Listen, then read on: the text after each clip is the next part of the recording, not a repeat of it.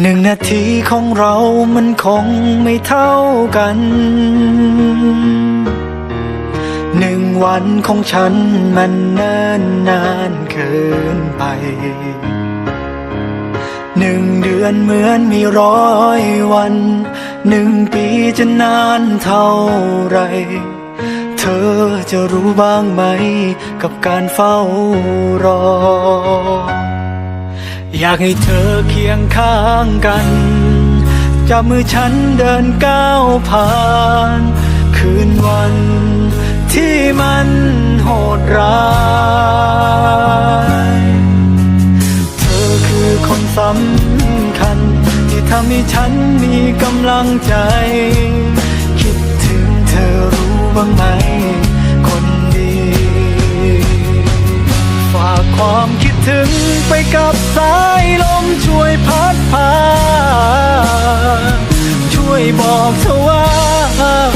ฉันเหงาแทบจะขาดใจ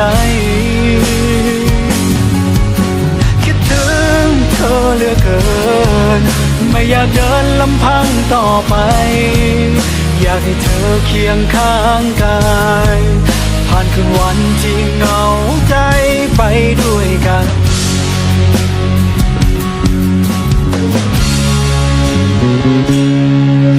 1 นาทีของฉันมันเนิ่นนานเท่า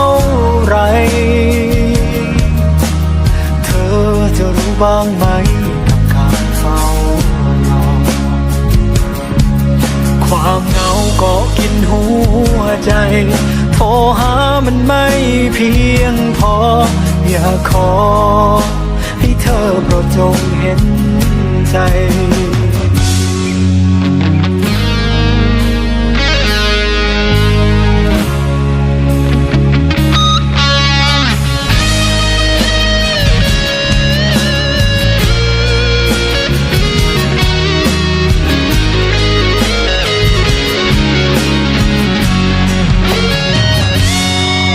อยากให้เธอเคียงข้างกัน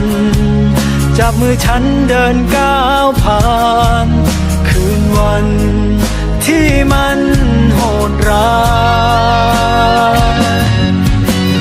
เธอคือคนสำคัญที่ทำให้ฉันมีกำลังใจคิดถึงเธอรู้บ้างไหมคนดีฝากความคิดถึงไปกับสายลมช่วยพัดพาช่วยบอกเธอว่าฉันเหงาแทบจะขาดใจคิดถึงเธอเหลือเกินไม่อยากเดินลำพังต่อไปอยากให้เธอเคียงข้างกายผ่านคืนวันที่เหงาใจไปด้วยกัน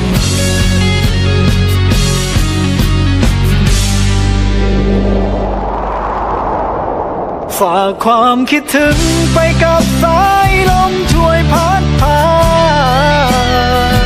ช่วยบอกเธอว่าฉันเหงาแทบจะขาดใจ